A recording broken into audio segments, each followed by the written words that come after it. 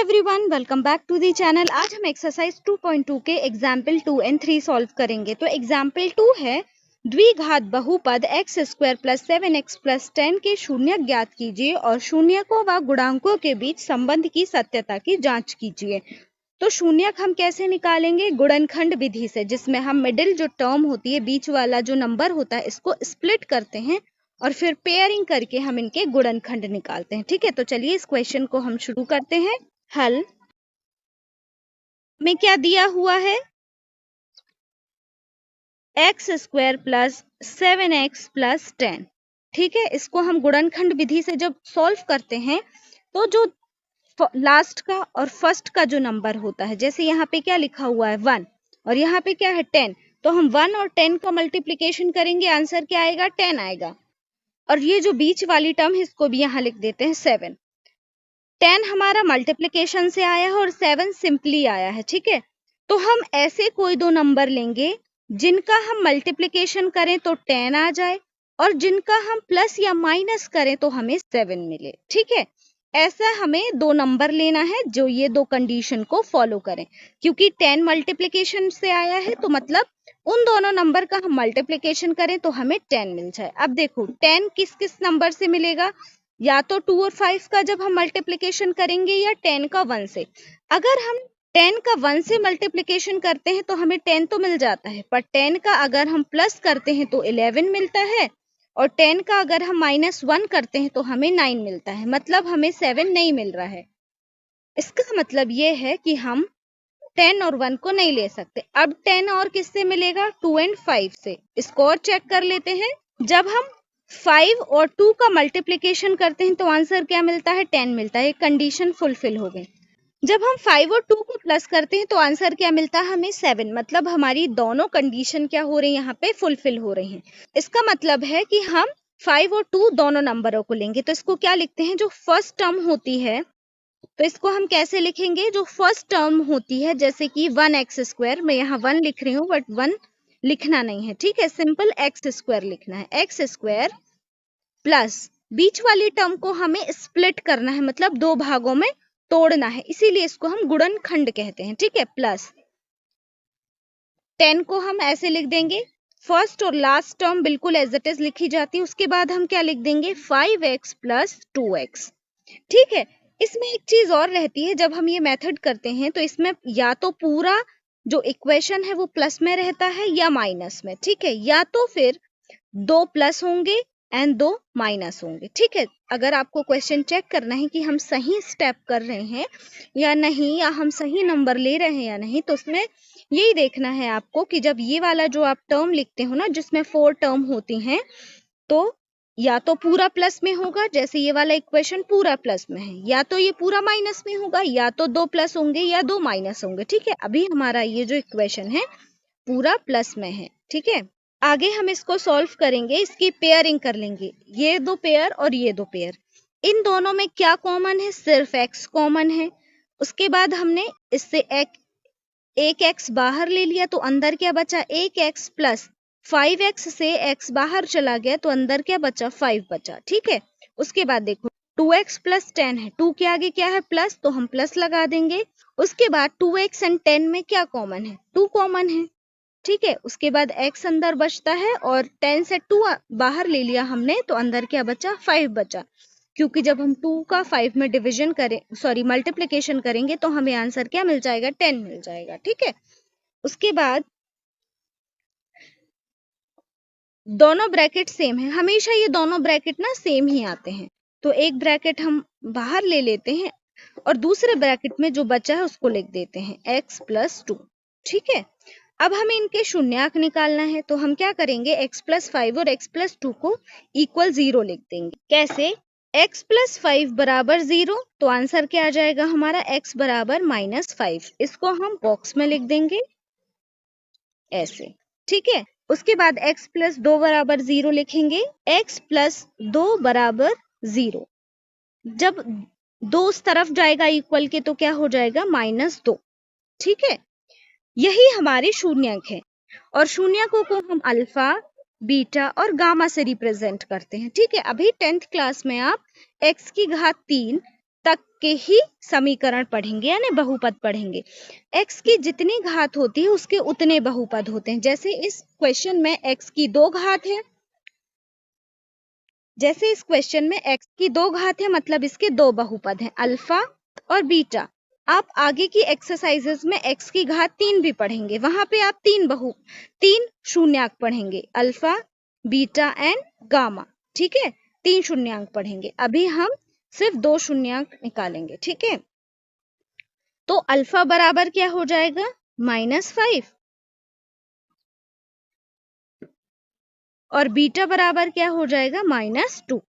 ठीक है, ये हमारे शून्यांक निकल गए। अब हमें शून्यांक और इसके जो गुणांक है, गुणांक का मतलब क्या होता है, 1, 7 और ये 10, ये सब क्या है, गुणांक है। मतलब हमें अल्फा, बीटा और ए, बी, सी, हमें इन सभी के संबंध की सत्यता की जांच करनी है। तो अल्फा और बीटा की वैल्यू तो हमने निकाल ली, अब हमें ए, बी और सी की भी वैल्यू निकालनी पड़ेगी। तो उसके लिए हम क्या करेंगे, समीकरण लिखेंगे यहाँ पे x² + 7x + 10, इसको समीकरण 1 नाम देंगे। और यहाँ पे क्या लिखेंगे, समीकरण 1 की तुलना व्यापक समीकरण ax² + bx + c से करने पर।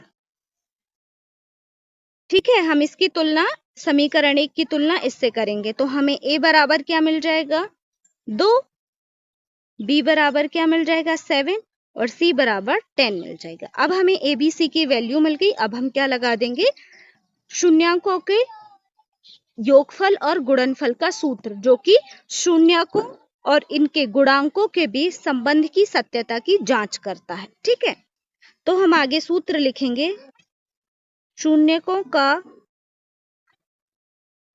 योगफल अल्फा प्लस बीटा बराबर -b/a, शून्यकों का गुणनफल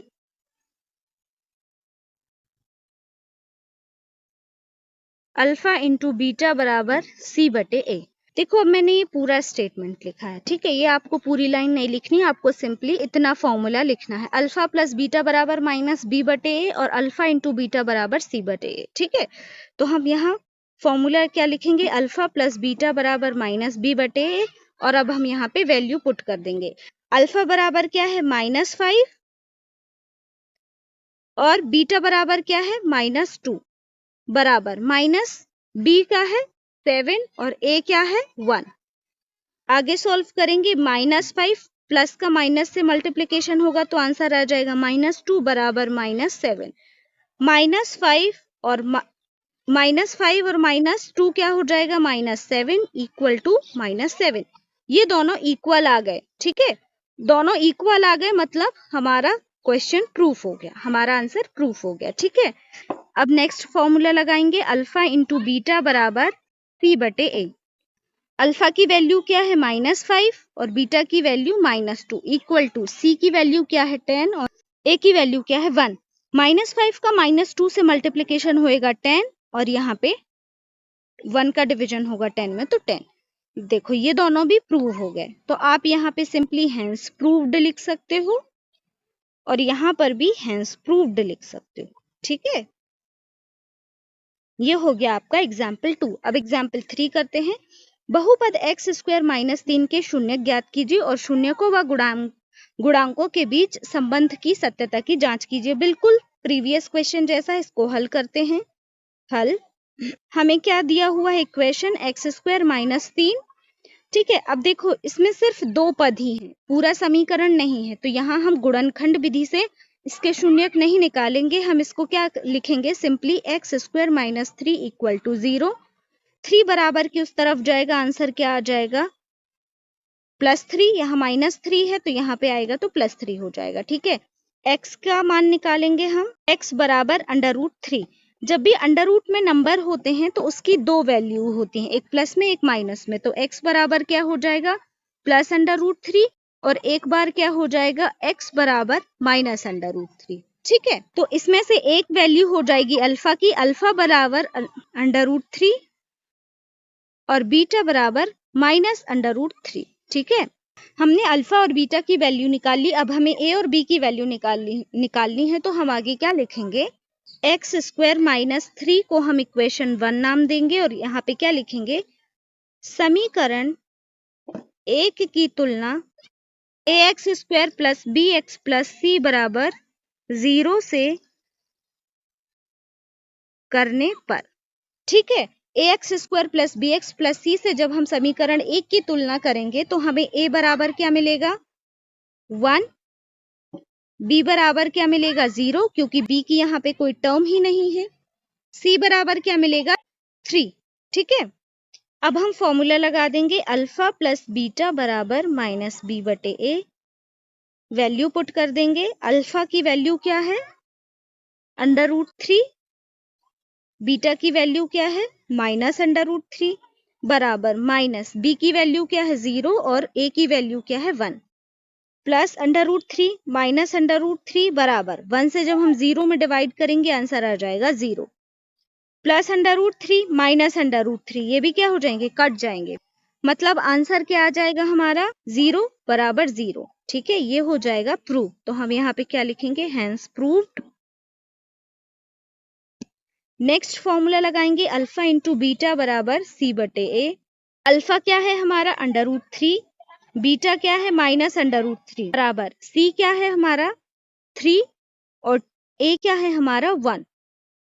√3 से -√3 की सी हमारा -3 है। ठीक है, √3 का -√3 से मल्टीप्लीकेशन होगा, आंसर आ जाएगा -3 बराबर -3। ठीक है, ये हो गया प्रूफ। तो हम यहाँ पे क्या लिख देंगे, हेंस प्रूव्ड, क्योंकि हमें संबंध की सत्यता की जांच करनी थी। ठीक है, तो यहाँ पे हमने प्रूफ कर दिया, मतलब हमें प्रूफ करना था, इक्वल आ गया मतलब ये प्रूव हो गया। ठीक है, तो ये था एग्जाम्पल 2 और 3। अगर आपको वीडियो पसंद आया हो तो अपने दोस्तों के साथ जरूर शेयर करिएगा एंड चैनल को सब्सक्राइब करना मत भूलिए। अगर आपको कोई डाउट हो तो आप मुझसे कमेंट सेक्शन में भी पूछ सकते हैं। Thank you for watching.